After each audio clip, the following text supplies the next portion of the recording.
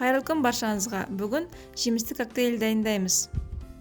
Ол үшін ең алдымен ұсақтап тұрылған банан үстіне салқын сүтімізді құямыз.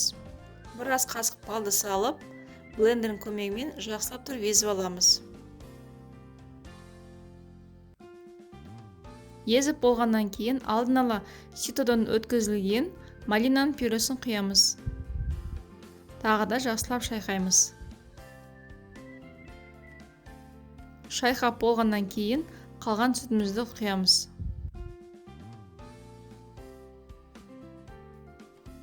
Тағы да жақсылап араластырамыз.